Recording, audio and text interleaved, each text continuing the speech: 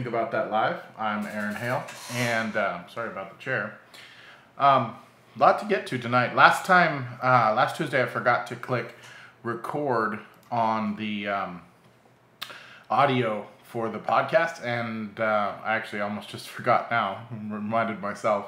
So I'm not sure I'll be able to recover the audio and actually put out a podcast for last week's Think About That. You can always catch it on the YouTube channel. I'll try to see if I can loop it back and record it from my computer, but we'll see. A couple of things I want to get to tonight.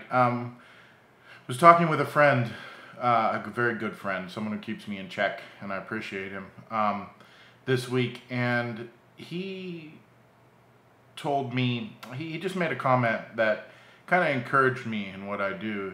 He said something to the effect of, and I'm paraphrasing, it's not a direct quote, but that, all of us could spend every day, talking 20 minutes about thinking about through our worldview, and we wouldn't cover all the subjects that need to be covered.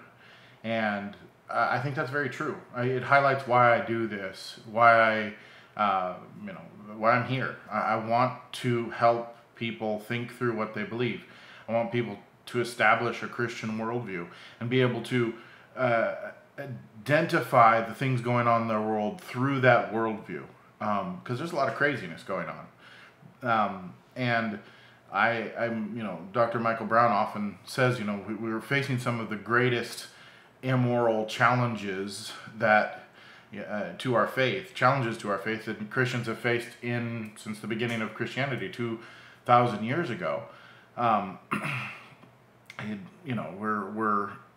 I say greatest challenges, I'm obviously not talking about the greatest persecution, because there have been generations that have been far worse persecuted than Christians are today, even in the countries where persecution is happening. Under Rome, it was global persecution, but or at least empire-wide persecution. But the real challenges to your faith are deeper, more ingrained in the culture, more subtle than they certainly have been in the last 200 years or more for sure. You're dealing with very assault on what it means to be the creation of God itself. Go back 300 or 400 years before the Enlightenment, and at least you can have a conversation with someone who accepts that there's probably a higher power. Nowadays, you'll find many people who don't even believe that. So the challenges to the Christian worldview are never been greater, not certainly in any recent history, and we really need to be able to think about what we believe and why it's important. Let's put it this way: it is enough to say Scripture says so, and that's good. But that doesn't go anything beyond your personal faith. You have no ability to demonstrate at that point why it's good. But in truth, all of God's rules and laws are good, and that's what I'm talking about today. You can look at the world, you can look at the situations, and you can see where not following the commandments of God, not following God's rules, will cause problems that just simply wouldn't happen. Even if you didn't believe in God, if you just followed His rules, the problems that you're facing would not exist, because God's rules are good. Everything about what God does is good. And hopefully I can get to the two subjects I want to talk about tonight in the next about 15 minutes. But it wouldn't be, it's so big to think about, or to note the death of Charles Manson. And I mean, he really shook the whole culture to its foundation. He shook, his actions shook a lot of people, and it changed a lot of things. And I've heard a lot of great commentary on him from people like Dr. Moeller, who I'm always talking about on the program, Dr. Michael Brown. You can find him at Ask Dr. Brown on YouTube. It's some really good commentary from these people about him. But there's one thing that I wanted to highlight that I think is really important to the Christian worldview, and that is how good God is. That God does good with evil. God takes human intentional evil, and there's no other way to say it. The way Charles Manson acted was intentionally evil. had the purpose of causing harm and the purpose of causing evil. And God took that and he did something with it. And we can look back at that, and I think that's something we should be able to rest in as Christians. That no matter how evil the situation is, God is going to use it for good.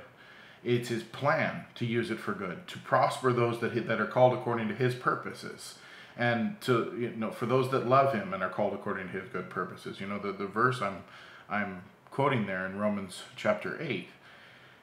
And so what good came out of, the despicable evil of Charles Manson? And that was the fact that his actions were consistent with the culture of the 1960s. Now, I obviously wasn't around in the 1960s. I've only read about it.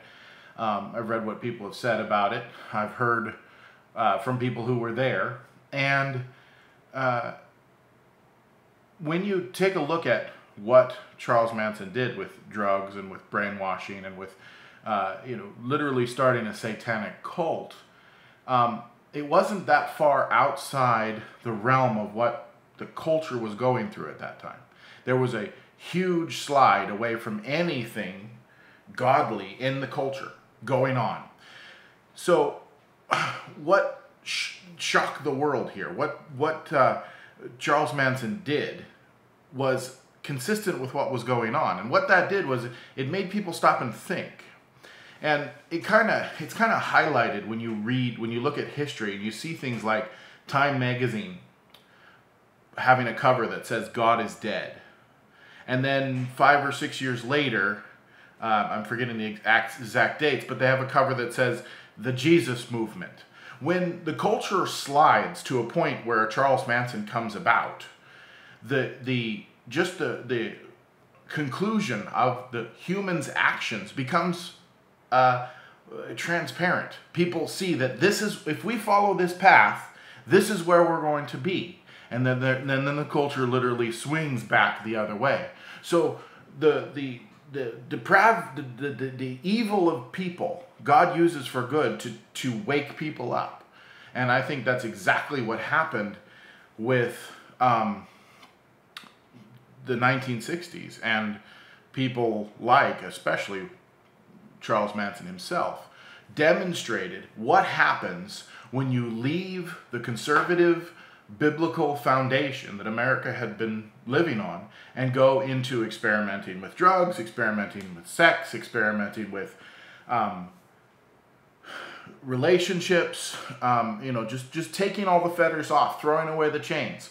What happens? You end up unleashing the depravity of humans, and you end up with something that jars the culture. So God takes the evil intentions of people and literally uses them to corral a society into turning around. And so the Jesus movement that came about in the 70s and 80s is a result of the culture seeing what happens when you take all the controls off. It's the result of the culture seeing what happens when you get away from God's rules. So you have a generation of high school students, a generation of college students sitting there watching what's happening in their parents and going, that doesn't work. I don't want that. And then the gospel minister comes along and tells them about Christ, and they see, oh, well, that works. And I can believe in that because that works. God takes this evil that the humans intend and literally changes it so it causes good. And there's so many aspects of it that I'm not able to articulate very well, honestly. But I think that's a important little aspect. There's a lot of things to think about with it. And like I said, Dr. Michael Brown and Albert Mohler did a great job of covering the history and the people and what was going on and the different challenges that were faced in here. And we'll talk a little bit about that in a minute. But as Christians, when we see total evil, we should step back and expect that God is doing something good with it. that God has a plan with it and a reason for it. And this is part of having the Christian worldview. You step back and you go, Father, this is absolutely sorrowful, is the best word. This is, there's people being murdered, people being brainwashed. This is horrible. But to step back and see him working in the situation, see that he's never taken his hands off and that his plan is not being thwarted by the evil, it gives us strength to walk into the battle that we all have to deal with on a daily basis with our enemy, who's like a roaring lion seeking whom he may devour. Every single day we have to walk into that battle knowing God already won. And when we take the time to know what's going on, to see the whole story, to think through what we believe, we can't forget that aspect of God's power to work good through evil. It's something that sets God apart from anything else. There's no natural system. There's no natural explanation. There's no other religion that can explain the good that comes from evil. The good, the change. Besides saying that there's a sovereign God in charge of this situation, it empowers the Christian. It encourages the Christian. It gives the Christian a defense, a reason for the hope that lies within us. It has so many applications to step back and just realize, look what God has done with the evil. Look where the trajectory of society was going, and then it changed. The society's trajectory changed. And don't get me wrong, I'm not saying we're on a path up to heaven. That's not going to happen. The days are only going to get eviler until Christ comes and sets things straight. And I know I'm revealing myself as a pre-trib, premillennial person there, but unashamedly, I don't see the chance of humans fixing things. I see a need for Christ to come down and set things straight and rule with a rod of iron. But moving on from that, and I think there's another aspect to this story, and I think Dr. Michael Brown touched on it, but it's another thing we should think about in why the marriage debate matters so much. I mean, we often focus on, when we're talking about homosexual marriage, gender identity, the things that are going on in the world around us today, we often focus on saying, well, it's God's word that says this, and we're trying to reach out to the person who's caught in that confusion, that temptation, for lack of a better word, the sin that affects us all.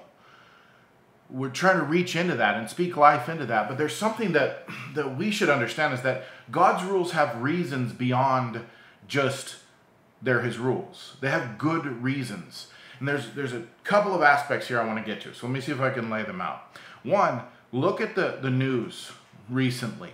How many people can you count? I think I'm running out of fingers on one hand here. I have two or three hands going on for people in high political positions that are currently being accused of gross sexual misconduct, and people who are running for office are being accused of these things.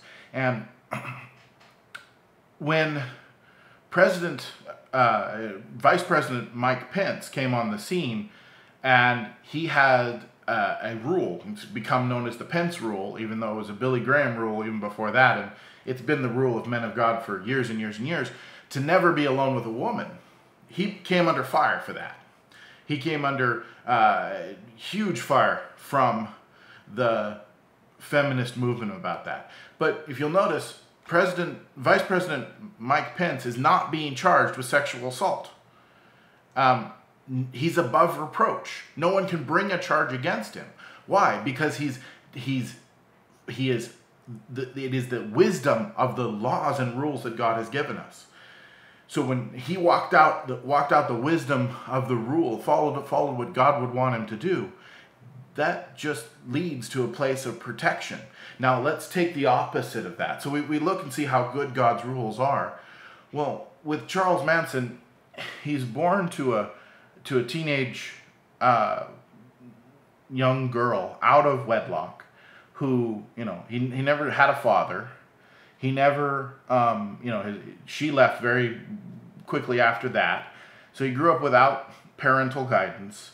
And you can chart this, this destruction of his life that happened before his life began. And don't get me wrong, I'm not trying to make excuses, because there has no temptation taken you, but it's common to man. God is faithful, who will not suffer you to be tempted above that you're able. You are responsible for your choices. You're responsible for your decisions. So I'm not saying he's not responsible for it, but you can look at the situation and look at the product of what happens when you don't follow God's rules. And that's why the marriage debate, that's why the best way to say it is the marriage debate. That's why gender confusion is such a big deal. It's not because it's we're pointing at particular people and saying you're more sinful than other people. That's why you're a big deal. It's that the effects of breaking God's rules to such an extent, especially in the area of sexual morality. When we talk about sexual morality, it's listed in the Bible as one of the sins that you sin against yourself. It's listed as a grievous error for the very reason that the damage it can cause is multiplied. It's not just the person who's outside the will of God. It's any children. It's any person that's related to them. It's all of the things that are related to that. So when we're stepping back and looking at this marriage issue, it's a big deal because it has such an effect. See, God said in the beginning, he created them male and female, and that a man should leave his father and mother and hold fast to his wife, and they two should become one flesh. That's Matthew 19:4.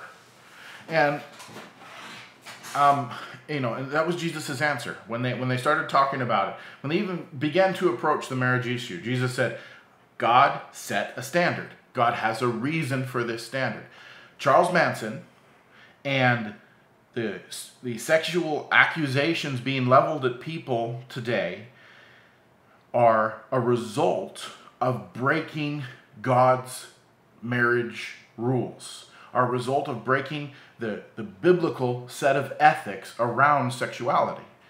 And that was what the 60s were famous for, was breaking the rules of sexuality, changing the culture on sexuality and drug use. And this issue is more than just, well, they're redefining marriage, it's outside the Bible. This is really an issue of cultural destruction. A culture cannot survive the sexual revolution. It will implode on itself. And if you take a look, to finish with a few statistics,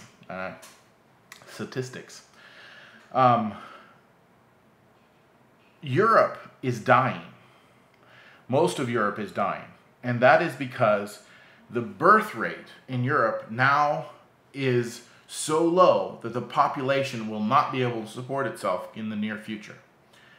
This is the catastrophic ending results of the sexual revolution, of the redefining of marriage. This is what happens when God's rules stop being followed.